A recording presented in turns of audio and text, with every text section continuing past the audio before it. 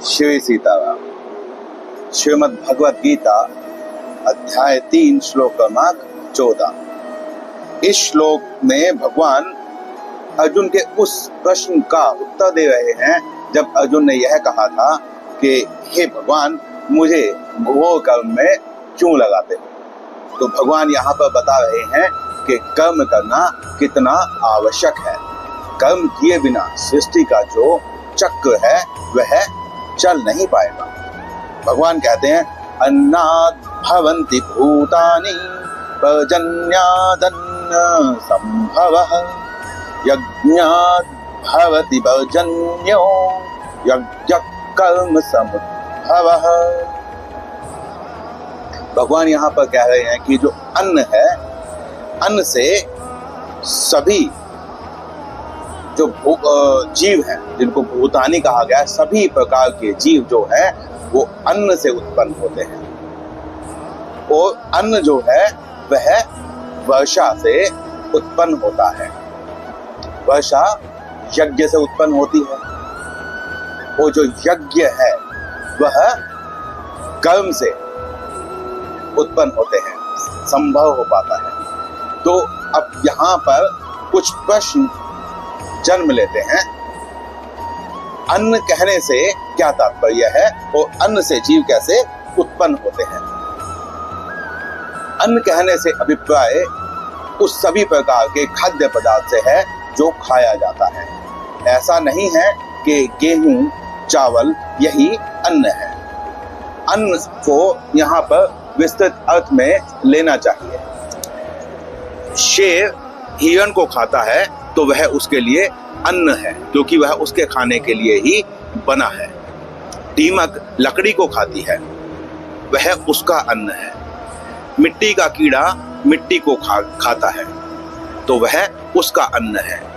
उसी प्रकार जो भी जीव जिस भी पदार्थ को खाता है और वह पदार्थ उसे पोषण शक्ति देता है, रस प्रदान करता है, बुद्धि प्रदान करता है, अस्थियां हड्डियां सब मजबूत करता है और वीर्य का उत्पादन करता है, वह अन्न कहलाता है। और यहीं से एक जीव में दूसरे जीव को उत्पन्न करने की शक्ति उत्पन्न होती है। तो इससे आपको यह समझ में आ गया होगा कि अन्न से सभी जीव उत्पन्न कैसे होते हैं। अब यहाँ पर भगवान कहते हैं कि जो वर्षा है उससे ही अन्न संभव होता है। तो अब यहाँ पर किसी भी प्रकार के अन्न को हम बता चुके हैं, हम किस किस चीज को अन्न कह सकते हैं। तो आप सोच कर देखिए, आपको कोई भी ऐसा अन्न पदार्थ नहीं मिलेगा जिसमें जल की मात्रा ना हो। जल के बिना अन्न का उत्पन्न हो पाना संभव नहीं है। चाहे वो मनुष्यों के लिए अन्न हो, चाहे शेर के लिए, सभी को पानी की आवश्यकता रहती है। पानी जल सबको पुष्ट करता है, कल्याणकारी है, जीवनदायिनी है। इसके बाद भगवान ने कहा कि जो बारिश है वह वर्षा है वह यज्ञ से उत्पन्न होती है। अब यहाँ पर वर्षा यज्ञ से उत्पन्न होती है, यह कैसे कहा गया है। भारत में जितने भी यज्ञ होते हैं जिसे हम होम अग्निहोत्र आदि कहते हैं, तो उसमें अग्नि में जो भी आहुति डाली जाती है उस आहुति से शुद्ध धुआं उत्पन्न होता है, वह वायुमंडल में जाता है और बादल बन जाता है। अब जो सूर्य देवता हैं उनके ताप से जो नीचे जल है वह जल भाप बनकर ऊपर उड़ता है और वह उन बादलों में चला जाता है। और फिर इसके पश्चात जहां तहां भगवान का आदेश होता है वहां पर वो बादल वर्षा करते हैं।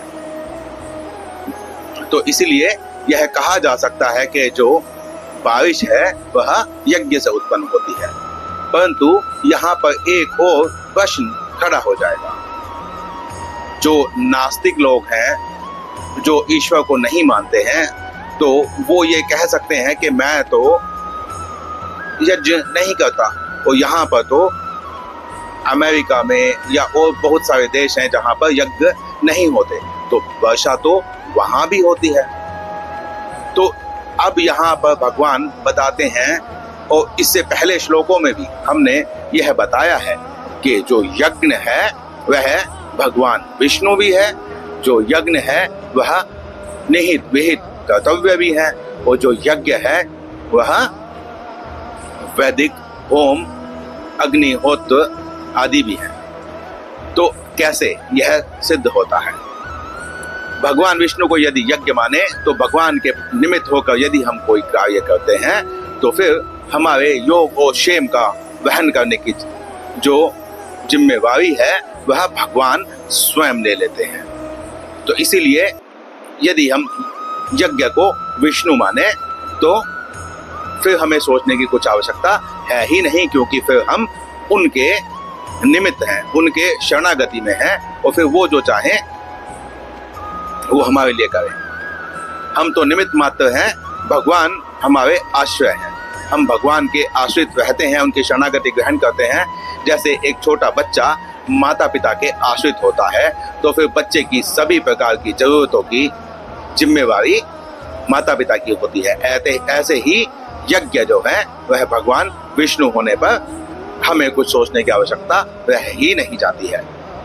इसके अतिरिक्त यदि हम यज्ञ को अग्निहोत्र माने तो जिसमें अग्नि में आहुति डाली जाती है, तो वह भी हम बता ही चुके हैं कि फिर उससे कैसे बादल बनता है, कैसे वर्षा होती है। इसके पश्चात जो प्रश्न है वह यह है कि वो जो देश है वहां पर तो यज्ञ नहीं होते हैं, तो फिर वर्षा क्यों होती है? तो इसका बहुत साधारण सा उत्तर यह है कि यज्ञ को विहित निहित कर्तव्य बताया गया है। लोक कल्याण के जितने भी कार्य होते हैं, जिन कार्यों में अहम भाव कर्ता भाव नहीं होता है, वह जो कार्य होते हैं वह लोक कल्याण के लिए, सभी लोगों को पुष्ट करने के लिए होते हैं। और पिछले श्लोक में हमने बताया था कि देवता प्रसन्न होकर मनुष्यों को पुष्ट करते हैं, तो मनुष्य भी देवता को पुष्ट करता है। मनुष्य की से शक्ति प्राप्त करके देवता अपने कर्तव्य को निभाते हैं।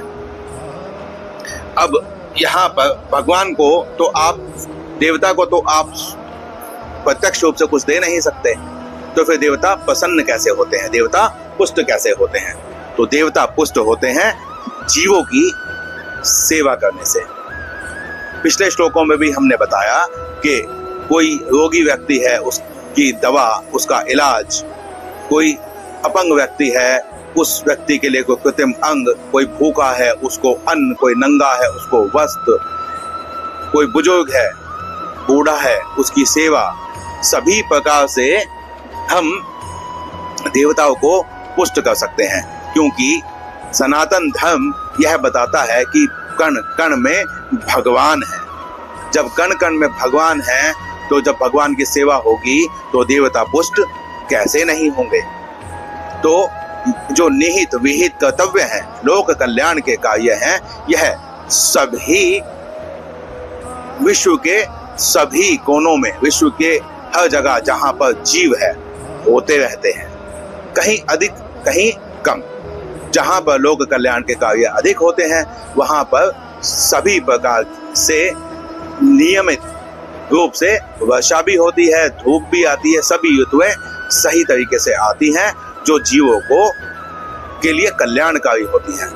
परंतु कुछ ऐसी जगह भी हैं जहां पर लोक कल्याण के कार्य, अग्निहोत्र आदि और भगवान विष्णु को भी यज्ञ नहीं माना जाता, जहां पर अधर्म ही अधर्म छाया हुआ है, तो वहां पर बाढ़ भी आती है और अकाल भी बढ़ता है।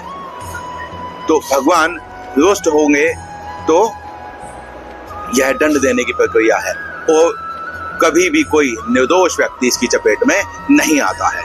किसी के किए हुए कर्म ही उसको दंड दिलाते हैं। यदि मैंने कोई कर्म ऐसा नहीं किया है इस जन्म में या मेरे प्रारब्ध अनुसार, तो मुझे कोई दंड दे ही नहीं सकता।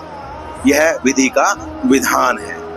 अब प्रारब्ध को और क्रियमान कर्म को कैसे समाप्त किया जा सकता है, कैसे उससे बचा जा सकता है, उसके लिए भगवान ने पिछले श्लोक में बताया कि यज्ञ से बचा हुआ जो भी अन्न है वह खाने से प्रारब्ध भी और क्रियमान कर्म भी, पाप भी नष्ट हो जाते हैं। अब यहाँ पर भगवान कहते हैं कि यज्ञ कर्म समुद्भवः, जो यज्ञ है वह कर्मों से बनता है। तो यदि व्यक्ति अपने सभी उत्तरदायित्व, अपने सभी कर्तव्य विधि विधान से अच्छे तरीके से निभा देता है तो फिर उसका पाप बनेगा ही नहीं। इसीलिए चाहे आप अग्निहोत्र आदि करो, चाहे आप भगवान की पूजा करो, या आप कभी मंदिर भी ना जाओ, आप भगवान का नाम ना लो, आप नास्तिक हो, परंतु फिर भी आप लोक कल्याण के कार्य करते हो, आप अपने लिए कोई कार्य नहीं करते, लोगों की सेवा करते हो, समाज से जो आपको मिला है वह समाज की ही सेवा में लगाते हो, तो आप भी यज्ञ कर रहे हो। और श्रीमद् भगवत गीता यज्ञ को कर्म मानती है, कर्म प्रधान है। कोई यह ना सोचे कि गीता संन्यास लेना सिखाती है। यदि गीता संन्यास लेना सिखाती तो अर्जुन को संन्यास दिला दिया होता। सभी वर्णों के लिए अपने अपने स्वधर्म होते हैं। जिसका स्वधर्म संन्यास लेने का है वह संन्यास लेगा, जिसका स्वधर्म कर्म करने का है, युद्ध करने का है, वह युद्ध करेगा। तो इसीलिए भगवत गीता और सनातन शास्त्रों को सही तरीके से जानना आवश्यक है, चिंतन मनन करना आवश्यक है। कोई आपको कह दे आप उसे ना माने जब तक कि आप उस पर चिंतन मनन करके सही जगह पर ना पहुंचे। शास्त्रों का चिंतन मनन करना अत्यंत आवश्यक है। इस श्लोक में इतना ही, मिलते हैं अगले श्लोक में अगले वीडियो में। शिव सीताराम।